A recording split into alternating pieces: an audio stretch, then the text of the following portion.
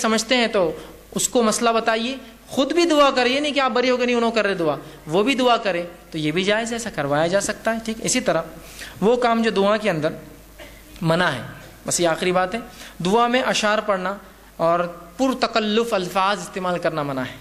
اشعار، شعر شاعری، مطلب بالکل طرز میں دعا پڑھتے نا، فلاں فلاں فلاں فلاں فلاں، وہ چلتے رہتا، کچھ لوگوں کا بالکل ایک ٹیپ چلتا ہو، شاعری اور فلاں اور فارسی شاعری کے اندر دعا کرنا، اور پر تکلف الفاظ، بہت ہی تکلف ایسے الفاظ کی پیچھے والے خالی دیکھ رہے ایک دوسرے کو کیا کر رہا بول کریے، یہ دعا ہے اس کی، پر تکلف الفاظ، ٹھیک، یہ درست نہیں ہے، بخاری کی روایت ہے۔ اسی طرح ابن ماجہ کی روایت ہے، آپ صلی اللہ علیہ وسلم نے فرمایا کہ دعا میں غیر ضروری باتیں کرنا منع ہے، غیر ضروری باتیں کہ جنت ہونا، یہ ہونا، اس میں فلاں ہونا، بس جنت کا سوال کیجیے، جہنم سے نجات کا سوال۔ اسی طرح اپنے گناہوں کی جو ہے دنیا میں سزا مانگنے کی دعا کرنا یہ منع ہے کہ آپ اللہ سے ایسی دعا کریں۔ صحیح مسلم کی روایت ہے، ایک صحابی نے ایک دعا کی، اللہ میرے گناہوں کی سزا مجھے دنیا میں دے دے، اور وہ بیمار پڑ گیا، آپ صلی اللہ علیہ وسلم ان کی عیادت ہوئے، کہا تو نے کیا کیا ایسا؟ تو کہا اللہ کے رسول میں نے ایک دعا کی، اللہ میرے گناہوں کی سزا دنیا میں دے۔ تو کہا کیا تیرے میں اتنی طاقت ہے جو دنیا میں گناہ کی سزا تو بھگت سکے؟ کہا تو نے یہ دعا کرنا تھا، ربنا آتنا فی الدنیا حسنۃ، اللہ دنیا بھی آسان کر، وفی الآخرۃ حسنۃ، آخرت بھی آسان کر، وقنا عذاب النار، آگ کے عذاب سے بچا۔ کہ تو انہوں نے ایسی غلط دعا کی کہ ان کو بخار چڑھ گیا تھا، اللہ نے قبول کی، ان کو اس کی بدلہ مل رہا تھا، تو پھر انہوں نے دعا کی، بخار چلا گیا۔ تو اپنے لیے دنیا میں میرے کو دے دے بول کر نہیں کرنا چاہیے، اللہ ہو گئے مجھ سے گناہ معاف کر، نہیں اللہ میرے کو سزا دے دنیا میں جتنے میں نے کیے، کہاں سے بھگت سکیں، کئی زندگیاں بھی لائیں گے تو نہیں بھگت سکتے ہم، ٹھیک ہے، تو معافی طلب کیجیے، یہ سب سے طریقہ۔ اسی طرح ابو داؤد کی روایت ہے، اپنے لیے، اپنی اولاد کے لیے، اپنے جو ہے خادموں کے لیے اور اپنے مال کے لیے بد دعا کرنا منع ہے۔ اپنے لیے، اپنے بیوی بچوں کو بد دعا دے رہے آپ، اپنے مال کو برا بھلا کر رہے، اپنے غلاموں کو برا بھلا کرے، بد دعائیں دے رہے، منع ہے، اس سے آپ سے ابو داؤد کی روایت میں روکا۔ اسی طرح بخاری کی روایت ہے، موت کی دعا کرنا درست نہیں ہے۔ آپ یہ دعا کر سکتے ہیں، اللہ اگر موت میرے لیے بہتر ہے تو موت دے، زندگی بہتر ہے تو زندگی دے، لیکن آپ یہ نہیں کہہ سکتے اللہ مجھے موت دے دے۔ بہت سی عورتیں ہوتی ہیں نا، کچھ ہوا نہیں ہوا، اے اللہ اٹھا تو بھی لے میرے کو، اے اللہ اٹھا تو بھی لے میرے کو، بس ہر تھوڑی دیر کو اٹھا تو بھی لے میرے کو، مطلب آپ موت کی نہیں کر سکتے، یہ دعا نہیں کرنا چاہیے، ٹھیک۔ اسی طرح ہوتا ہے بہت سی بار انجانے جانے میں لوگ بد دعائیں دیتے ہیں، جیسا اولاد کو نہیں دینا چاہیے، بچوں کو نہیں دینا چاہیے، اس لیے کہ آپ صلی اللہ علیہ وسلم نے فرمایا، وہ جو حدیث تھی پہلی میں پھر دہرا دیتا ہوں، اولاد، اپنے خادم، غلاموں کو، بچوں کو بد دعا نہیں دینا۔ آپ نے فرمایا، دیکھیے کیا فرماتے ہیں، اپنی جانوں، خود کو، اپنی اولاد، اپنے خادموں اور اپنے مالوں کے لیے بد دعا نہ کرو کہ تمہاری زبان سے ایسے وقت کوئی بد دعا کے کلمات نہ نکل جائے جس وقت اللہ اسے قبول کر لے۔ تو عورتیں بھی ہوتی بہت سی بار بد دعائیں دیتی بچوں کو، ناز پیٹا ہے، یہ تو میرا فلاں ہے، یہ تو ایسے ہے، بد دعائیں مت، اس کو کبھی اپنا عام معمول میں بنائیے۔ اچھے لوگ، انبیاء، صلحاء کبھی بد دعائیں نہیں دیتے، ورنہ ہمارے پاس تو ایک معمول ہو گیا نا، بچوں کو مائیں بد دعا دیتی، کچھ بد دعائیں دے رہی کہ تم ایسے ہو جاؤ، تنگ کر دیے، ویتاق لا دیے میرے کو، فلاں ہو جائے، تمہارا تو بیڑا غرق ہو، اللہ نے قبول کر لیا تو، اور پھر وہی مائیں پھر دعائیں کریں گی، اللہ اس کا بیڑا غرق کیوں ہو رہا ہے، پھر آپ نے تو بد دعا دیے تھے، خواہ مخواہ اچھے الفاظ، برے الفاظ مت نکالیے، ٹھیک۔ اسی طرح موت کی دعا کرنا منع ہے، اسی طرح خطا رحمی اور گناہ کی دعا کرنا منع ہے، اور اسی طرح عجلت طلبی سے دعا کرنا آپ سے منع کیا، صحیح مسلم کی روایت ہے۔ اسی طرح صحیح بخاری کی روایت، دعا مانگتے ہوئے اللہ کے ساتھ کسی نبی یا ولی یا بزرگ کے تھرو وہ کرنا کہ ان کے ذریعے ہوتا ہے، یہ شرک ہے۔ آپ صلی اللہ علیہ وسلم فرمایا اور کہا، بخاری کی روایت ہے، اور فرمایا جو شخص اس حالت میں مرا کہ دعا اللہ کے سوا دوسروں کو شریک ٹھہراتا تھا، وہ جہنم میں جائیں گا۔ کتاب کہتے ہیں، اے فلاں کے تم فلاں کر سکتے ہو، تمہارے ذریعے سے شریک کر رہے ہیں آپ اللہ کے ساتھ، مطلب یہ بھی اتنا ہولڈ رکھتے ہیں کہ اللہ کو منوا سکتے ہیں، شرک کر رہے ہیں آپ اس کے ساتھ، تو یہ نہیں ہوں گی۔ اسی طرح آپ نے فرمایا غیر اللہ سے دعا مانگنا سب سے بڑی گمراہی، یاد رکھیے، اللہ کے علاوہ ہم دوسروں سے جو دعائیں کرتے ہیں، یہ بہت بڑی گمراہی، یاد رکھیے۔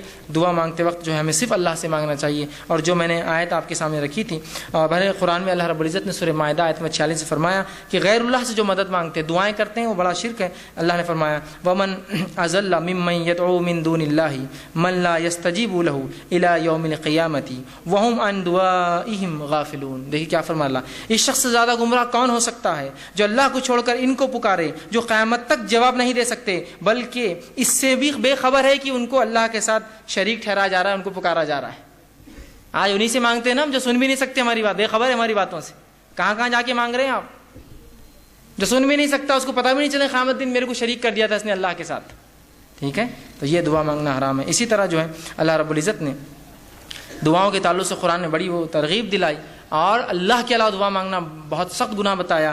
2-3 آیتیں رکھ کے بات ختم کرتا ہوں۔ اللہ رب العزت قرآن میں فرماتا ہے، اور یوں کہتا ہے اللہ رب العزت نے فرمایا، یا ایھا الناس ضرب مثل فاستمعوا لہ، اے لوگو غور سے سنو اے انسانوں، غور سے سنو، اللہ تمہارے لیے ایک مثال دیتا ہے، ایک مثال دے رہا ہے. کیا مثال ہے؟ سنی. ان الذین تدعون من دون اللہ لن یخلقون ذبابا ولو اجتمعوا له، کہ وہ لوگ جن کو تم اللہ کے علاوہ پکارتے ہو وہ ایک مکھی بھی پیدا نہیں کر سکتے. جو پیدا نہیں کر سکتا وہ سن بھی نہیں سکتا. وہ ایک مکھی بھی پیدا نہیں کر سکتے.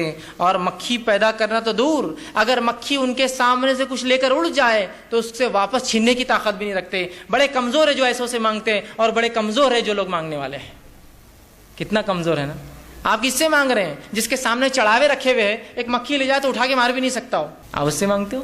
جو مکھی پیدا نہ کر سکے اس سے دعائیں کرتے ہو، جبکہ وہ مکھی اڑانے کی طاقت بھی نہیں رکھتا. جو شخص وہ خود غافل ہے آپ کی ان دعاؤں سے، قیامت کرو انکار کریں گا آپ کے شرک. اللہ میں نے تھوڑی کہا تھا ان سے مجھ سے مانگو، یہ تو یہ لوگ پکڑ لیے مجھے اس کے بعد. ٹھیک ہے. اسی طرح یہ جو سورہ حج کی آیت نمبر 73 اور 74 تھی. آگے اللہ رب العزت سورہ ابراہیم آیت نمبر معاف کرنا سورہ فاطر سورہ نمبر 35 آیت 14، 13 اور 14 فرماتا ہے والذین تدعون من دونہ ما یملکون من قطمیر. وہ لوگ جو اللہ کے علاوہ کسی اور کو پکارتے ہیں دعاؤں میں، انہوں نے تو ذرہ بھی پیدا نہیں کیا. ذرہ قطمیر کہتے ہیں کھجور کی گٹلی کے اوپر ایک چھلکا آتا ہے پتلا، وہ بھی نہیں پیدا کیا انہوں نے تم جس سے دعا مانگتے ہو. ان تدعوہم لا یسمعوا، اور جب تم پکارتے ہو سن بھی نہیں سکتے ہو، بہرے ہو، ان کو سنے نہیں آتا ہے.